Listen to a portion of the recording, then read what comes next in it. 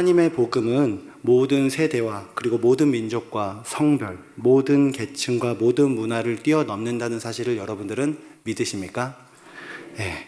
제가 섬기는 초등부, 제가 한 3, 4학년 친구들을 섬기고 있는데요. 그 나이만 돼도 복음에 대해서 진지하게 생각하는 친구들은 벌써 저에게 이렇게 질문을 던집니다. 어떤 질문이냐면요. 한번 여러분들도 이 질문을 듣고 마음으로 한번 대답해 보시기 바랍니다. 목사님, 예수님은 안 믿어도 이 세상에 착하게 사는 사람들 많잖아요. 또 착하게 살았던 사람들 있잖아요. 뭐 이순신 장군이나 세종대왕 같이요. 이런 사람들은 구원 받나요? 또 이제 이렇게 이어서 이렇게 물어보는 거죠. 그러면 목사님, 예수님 믿는 사람 중에 세상 사람들보다 나쁜 행동하는 사람들도 있잖아요. 그런 사람들이 예수 믿는 것 하나 때문에 정말 구원 받을 수 있나요? 네. 여러분은 어떻게 대답할 건가요? 차마 이런 학생에게 담임 목사님께서 하시는 2단계 성경 연구가 있는데 거기 가면 어떤 질문이든 대답해 주니까 거기를 한번 가보렴. 이렇게 대답할 수는 없는 노릇이지 않습니까? 하나님께서 착하게 산 사람들을 심판하시고 예수님을 믿었지만 악행을 저지르는 사람을 구원하신다면 그 하나님은 분명히 불의한 하나님일 것입니다. 물론 세상 사람들 눈에 말입니다. 오늘 이런 비슷한 질문에 대한 대답을 사도 바울이 6장에서 대답하고 있습니다. 먼저 함께 로마서 5장 20절 말씀 화면에 나옵니다. 화면에 나오는 로마서 20절 말씀을 함께 봉독해 보도록 하겠습니다. 율법이 들어온 것은 죄를 더하려 함이라. 그러나 죄가 더한 곳에 은혜가 더욱 넘쳤나니. 죄가 더한 곳에 은혜가 더 넘쳐났습니다. 죄가 증가한 곳에 은혜가 더 강력하게 넘쳐 흘렀습니다. 로마서 5장에서는 아담과 예수 그리스도를 비교하면서 아담이 지은 불순종보다 더 강력한 예수 그리스도의 순종이 그 넘치는 은혜로 우리를 구원해 주셨음을 말하고 있습니다. 더욱이 모세로 말미암아 율법이 들어오면서 죄가 더 확실하게 드러나지만 더 강력한 은혜이신 예수 그리스도가 나타나 이 죄의 결과를 삼켜버리십니다. 그런데 이런 사실을 비꼬듯이 복음을 믿지 않으려는 사람이 이렇게 반문을 던지는 것 아니겠습니까? 죄가 더한 곳에 은혜가 더욱더 넘치니까 은혜를 더 많이 받기 위해서 죄를 멈추면 안 되는 것이지 않습니까? 계속해서 죄를 지어야 되는 것 아니겠습니까? 그리고 더 큰 은혜를 받기 위해서 더 큰 죄를 지어야 되는 것 아니겠습니까? 사랑하는 성도 여러분, 죄가 더한 곳에 은혜가 더 넘치니까 더 큰 은혜를 받기 위해 죄를 지어도 되는 것일까요? 구원은 오직 예수 그리스도의 공로로 받고 율법의 행위로는 받지 않으니까 율법에 신경 쓰지 않고 하나님 말씀 신경 쓰지 않고 계속해서 죄를 지어도 된다는 것일까요? 사도 바울은 대답합니다. 함께 로마서 6장 2절 말씀을 읽겠습니다. 그럴 수 없느니라. 죄에 대하여 죽은 우리가 어찌 그 가운데 더 살리요. 아멘. 그렇습니다. 사도 바울이 대답합니다. 결코 그럴 수 없느니라라고 말이죠. 왜 그럴 수 없는 것일까요? 그리스도 안에서 이미 죄에 대하여 죽은 자들이기 때문입니다. 바로 우리가 말이죠. 예수님을 믿는 그리스도인이 말이죠. 죽은 사람은 자신이 범죄한 죄에 대해서 자유로울 수가 있죠. 죽은 사람은 죄에 대한 죄책이 더 이상 남아있지 않습니다. 그가 이미 형벌을 받았기 때문이죠.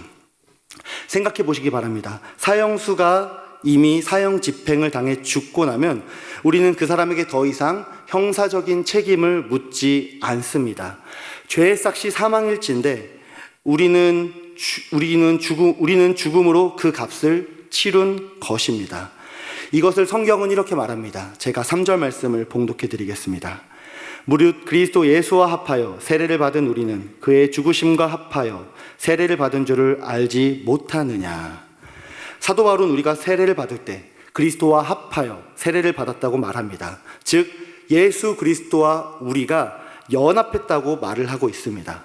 그리스도께서 먼저 인간의 역사로 들어오셔서 자신을 우리와 연합 하셨습니다. 그렇기 때문에 이 일이 가능해졌습니다. 그리스도께서 먼저 자신을 우리와 하나로 여기시고 또 사람의 몸을 입고 오사 우리와 동일시하시고 우리의 삶과 죽음에 동참하셨습니다. 그리고 우리의 대표가 되셔서 부활하셨고요. 하나님 보좌 우편에 오르셔서 온 땅을 지금도 다스리고 계십니다. 그 예수 그리스도께서 지금 먼저 우리를 하나로 여기시고 우리와 함께 연합하셨고 또 우리도 성령을 통해 믿음 안에서 그리스도와 우리 자신을 동일하게 여길 수 있게 된 것입니다. 이제 우리는 믿음으로 그리스도의 삶과 죽음과 부활에 참여하게 되었습니다. 그리스도께서 친히 우리처럼 되셨듯이 우리도 그리스도처럼 됩니다. 그러니 우리 한번 우리 앞뒤 좌우로 이렇게 인사했으면 좋겠는데요. 당신은 예수님 짤이입니다 라고 이렇게 한번 인사 나눠보겠습니다. 당신은 예수님 짤이입니다. 예, 여러분은 예수님 짤이입니다. 네, 그렇습니다. 예수님께서 친히 우리처럼 되셨기 때문에 우리도 그리스도처럼 됩니다. 이제 그리스도와 연합한 우리는 예수님께서 십자가 위에 죽으실 때 나 역시도 십자가에서 죽은 것입니다. 예수님께서 십자가에 죽으실 때 나 역시도 죽었을진데 이미 죄의 값이 지불됐나요? 안 됐나요? 지불이 된 것입니다. 더 이상 죄의 권세가 우리의 몸을 주장할 수 없게 된 것이죠. 사랑하는 성도 여러분, 우리가 이처럼 그리스도와 합하여 세례를 받음으로 그의 죽으심과 합하여 세례를 받았을진데 계속해서 죄를 지을 수 있을까요? 없을까요? 사실 우리가 믿음으로 살아가는 이 세상에서 예수를 믿는다고 하는 성도들이 때로는 더 죄를 짓는 모습을 심심치 않게 보게 됩니다. 그런데 분명히 성경은 이렇게 말하고 있습니다.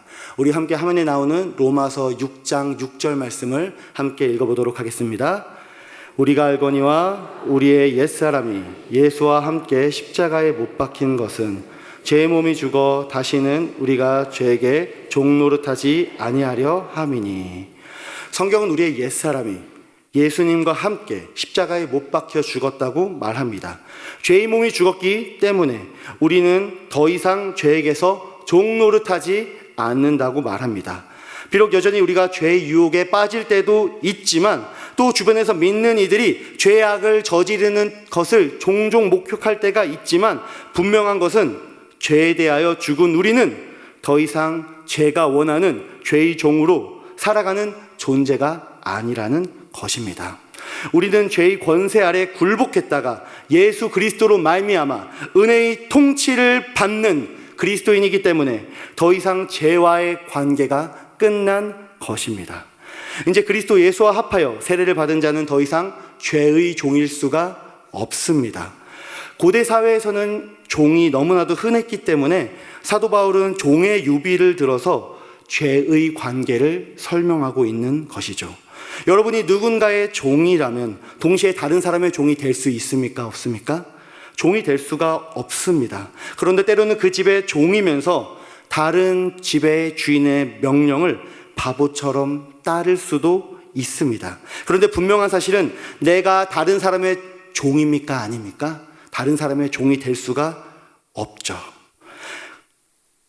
이처럼 죄에 대하여 우리는 이미 죽었습니다. 죄의 통치로부터 우리는 벗어났습니다. 이제는 은혜 안에 들어와 하나님의 통치를 받으며 죄의 종이 아니라 하나님의 종으로 살아갑니다. 사도 바울은 이미 우리에게 주인이 바뀌었기 때문에 그리스도인의 정체성을 계속해서 기억하라고 명령합니다. 함께 로마서 6장 11절 말씀을 읽어보겠습니다. 이와 같이 너희도 너희 자신을 죄에 대하여는 죽은 자요 그리스도 예수 안에서 하나님께 대하여는 살아있는 자로 여길지어다. 아멘. 사도 바울은 지금 예수 그리스도께서 죄의 값을 치르시기 위해 죽었기 때문에, 예수님께서 죽으셨기 때문에, 그리고 죄를 향하여서 단번에 죽으심으로 끝내셨기 때문에 동시에 무덤에서 나올 때 부활하신 주님이 하나님을 위해 다시 살아나셨기 때문에 우리 역시 이와 같이 동일하게 예수님처럼 여기라고 명령합니다. 우리 자신을 예수님처럼 죄에 대하여는 죽은 자요, 그리스도 예수 안에서 하나님에 대하여는 살아있는 자로 여기라고 명령합니다. 사도 바울은 이처럼 여길지어다, 여길지어다 명령하면서 여러분이 이것을 인정하든 이것이 현상적으로 그렇게 보이지 않든 이것을 기정사실로 받아들이라고 명령합니다. 하나님이 행하신 일이기 때문에 당연하니까 받아들이라는 것이죠. 그래서 여러분은 자신을 죄에 대하여는 죽은 자요, 하나님에 대하여는 산 자로 여기라고 명령을 하는 것입니다. 사랑하는 성도 여러분, 길거리에 한 사람이 누워 있습니다. 이 사람이 정말 죽었는지 아니면 술에 취했는지 가장 빨리 확인할 수 있는 방법이 무엇일까요? 바로 누워있는 사람 위에 제가 제 몸을 그대로 던지는 것입니다. 만약에 이 사람이 죽은 시체라면 반응이 없을 것입니다. 죄에 대하여도 우리가 이와 같이 되어야 합니다. 죄가 접근하면 우리는 우리 자신을 뭐처럼 여겨야 될까요? 바로 죽은 자처럼 여겨야 됩니다. 시체가 되어야 합니다. 반응하지 않아야 합니다. 반대로 하나님의 영광이 될 만한 것이 접근하면, 하나님이 기뻐하실 만한 것이 접근하면 우리는 어떻게 해야 될까요? 하나님을 향하여서 살아나야죠. 그리고 그 길로 가야죠. 마치 우리 아이들이 하는 어릅땡놀이랑 비슷하지 않습니까? 술래가 가까이 오면은 얼음 하고서 죽은 척합니다. 하지만 동료가 달려와서 땡 치면 어떻게 되죠? 살아납니다. 해보셨군요. 네. 그런데 반대로 하는 이들이 종종 있습니다. 제가 가까이 오면은 심장 박동이 빨라져요. 또 점점 살아나는 기분이 들어요. 그리고 점점 눈동자가 커져요. 반대로 하나님이 기뻐하실 만한 일들이 점점 다가오면 힘이 빠집니다. 그리고 주변을 둘러봅니다. 나 말고 누가 할 수 있는지 찾아보려고요. 네. 그런데 사도 바울은 이런 우리를 향하여서 지속적으로 명령합니다. 예수님이 십자가에서 죽으실 때 나 전보규의 옛사람도 죽었다, 여러분의 옛사람도 죽었다라고 말이죠. 그리고 하나님께서 그렇게 여기시니 너희도 그렇게 동일하게 여기라는 것입니다. 그래서 중요한 것이 있습니다. 그것이 뭐냐면요, 바로 여러분의 몸입니다. 몸이 왜 중요한 것일까요? 예수님을 믿고 구원받았으니 영혼이 더욱더 중요한 것 아니냐고 혹 물으시는 분 있을지 모르겠습니다. 그런데 이 땅에 믿음으로 살아가는 그리스도인에게 몸만큼 중요한 것이 없습니다. 왜냐하면 죄의 종이 되면요, 죄가 우리의 몸을 통치하기 때문입니다. 죄의 종이 되어서 죄에게 종노릇하기 시작하면요, 죄가 점점 우리의 몸을 옥죄고 통제하기 시작합니다. 그러므로 은혜의 통치 아래 있다는 것은 말이죠, 은혜로 말미암아 우리의 몸이 바뀐다는 것입니다. 몸이 하나님의 통치를 받고 몸이 순종함으로 완전히 바뀌는 것입니다. 그래서 사도 바울은 죄가 우리의 몸을 지배하게 두지 말고 우리의 몸을 불의의 무기로 두지 말라고 명령합니다. 그리고 우리의 몸을 하나님께 드리라 라고 명령합니다. 함께 로마서 6장 12절 18절 말씀을 믿음으로 선포하시면서 함께 봉독하도록 하겠습니다.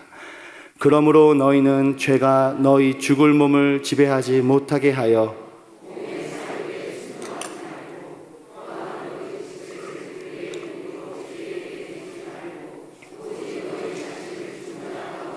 다시 살아난 자 같이 하나님께 드리며 너의 지체를 의의 무기로 하나님께 드리라. 아멘. 하나님의 선물인 예수 그리스도로 말미암아 우리의 주인이 바뀌었습니다. 죄의 권세는 우리를 더 이상 주장하지 못합니다. 그렇지만 여전히 죄의 실체는 존재하죠. 그렇기 때문에 우리가 여전히 죄의 명령을 따라 범죄할 수도 있습니다. 그러나 우리를 다스리는 주인이 아주 명확하게 바뀌었습니다. 우리는 더 이상 죄의 통치 아래 살아가는 것이 아니라 은혜의 통치 아래 살아갑니다. 그러므로 이제 여러분들은 분명히 알 수가 있습니다. 그것이 뭐냐면요, 회색 지대가 없다는 거예요. 예수 믿고 구원받아 죄의 권세에서 벗어나 살게 되면은 이제는 내가 양심껏 착하게 살면서 예배 잘 드리고 또 시간 되면은 교회 봉사도 하고 적당히 살면 되겠거니, 이것이 아니라는 겁니다. 이전에 죄가 우리를 통치해 우리의 육신의 정욕을 따라 우리를 살아가게 만들었다면은 이제는 예수님과 함께 십자가에 죽고 함께 부활하여서 새 생명을 갖고 살아가는 지금 하나님의 은혜의 통치 아래 우리가 살아간다는 것입니다. 하나님의 은혜의 통치 아래 살아가는 우리는 이제 누구에게 순종해야겠습니까? 내 양심에 순종하는 것이 아니라 하나님께 순종해야 한다는 것입니다. 우리의 몸을 들여 하나님께 순종해야 한다는 것입니다. 십자가의 위에서 죄의 권세는 완전히 패배했습니다. 그러나 여전히 죄의 존재가 완전히 멸절된 것은 아닙니다. 예수님께서 다시 오실 때의 죄의 권세가 완전히 멸절되겠죠. 그렇기 때문에 우리는 날마다 우리의 몸을 쳐서 죄에 대하여는 죽고, 날마다 하나님께 대하여는 우리의 몸이 살아나는 것을 연습해야 합니다. 그렇게 하나님의 은혜의 통치 아래 우리의 몸을 순종으로 드리면 말이죠, 하나님께서 우리의 몸을 거룩하게 빚어 나가십니다. 그러니 사랑하는 성도 여러분, 여러분의 몸을 하나님께 의의 무기로 드리시는 여러분들이 되기를 우리 주 예수 그리스도의 이름으로 간절히 부탁을 드리겠습니다. 이전에 죄는 우리의 몸을 통치하면서 우리가 정욕을 따라 살아가도록 추동했습니다. 그 결과가 무엇입니까?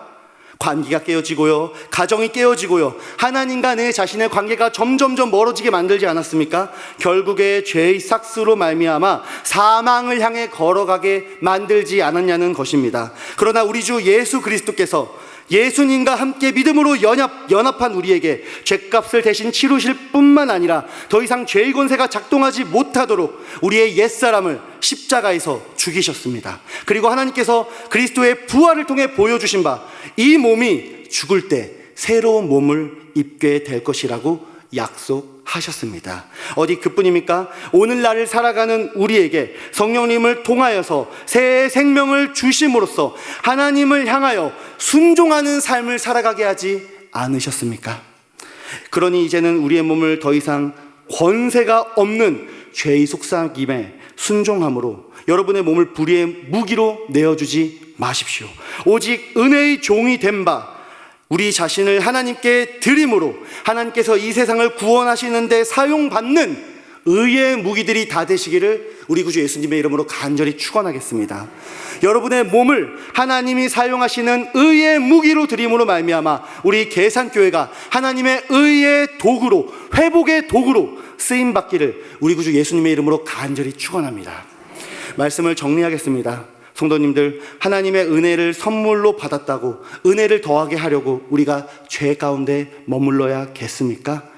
그렇지 않습니다. 왜냐하면 우리의 옛사람이 예수와 함께 십자가에 못 박혀 죽었기 때문입니다. 그러나 우리는 여전히 믿음의 여정 가운데서 여전히 죄의 존재 아래 굴복하며 살아가는 나의 모습과 지체들의 모습을 보게 됩니다. 비록 죄의 권세가 우리에게 완전히 효력을 잃었으나 죄의 존재가 이따금씩 우리에게 종노릇하도록 우리를 불안하게 하고요, 우리를 엄습합니다. 그때 우리는 우리의 정체성을 기억해야 됩니다. 그리스도처럼 죄에 대하여는 죽은 자요, 그리스도 안에서 하나님에 대하여는 산 자라는 것 말입니다. 우리가 그렇게 여기기 때문에 매일의 삶에서 우리의 몸을 죄에게 내어주는 것이 아니라 하나님께 드리며 우리의 몸을 하나님의 의의 무기로 드리는 것입니다. 설 명절을 앞두고 제가 전에 사역했던 교회 목사님과 함께 교제를 나누는 시간을 가졌습니다. 그때 목사님께서 제가 전임 사역하니까 또 교구 사역하니까 신방에 대한 아낌없는 조언을 해주셨습니다. 자신의 경험과 함께 말이죠. 하나님의 무기가 있는데 그 무기가 무엇일까요? 시스템일까요? 훈련일까요? 아니면 재정일까요? 아니면 힘 있는 사람, 유력한 사람들이 다니는 것일까요? 아닙니다. 바로 자신의 몸을 의의 무기로 드리는 한 사람이 하나님의 무기입니다. 목사님께서 사랑의 교회에서 사역할 때 신방 가운데서 자신을 하나님의 무기로 사용하셔서 일하셨던 놀라운 일들을 간증해 주셨습니다.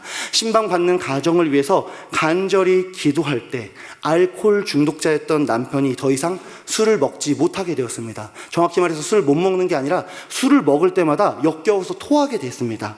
그리고 교회에 등록하게 됐죠. 어디 그뿐입니까? 오랫동안 정말 좋은 명의란 명의는 다 찾아다니면서 허리 고치러 다니셨는데 계속해서 허리가 아팠던 집사님 위해서 간절히 기도할 때 하나님께서 낫게 하시는 역사가 있었다고 얘기합니다.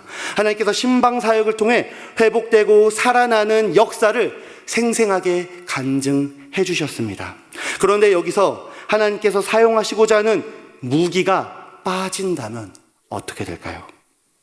사랑하는 성도 여러분, 하나님께서는 오늘도 하나님을 위해 자신의 몸을 들여 하나님의 의의 도구가 될 사람들 한 사람을 찾고 계십니다. 하나님께서는 그렇게 진실하게 하나님께 자신을 드리는 한 사람의 사역자를 통해, 한 사람의 리더를 통해, 한 사람의 구역장을 통해, 한 사람의 교사를 통해, 한 사람의 전도자를 통해, 한 사람의 임원과 중직자를 통해 오늘도 하나님의 의를 드러내시며 하나님의 구원 역사를 일으키십니다.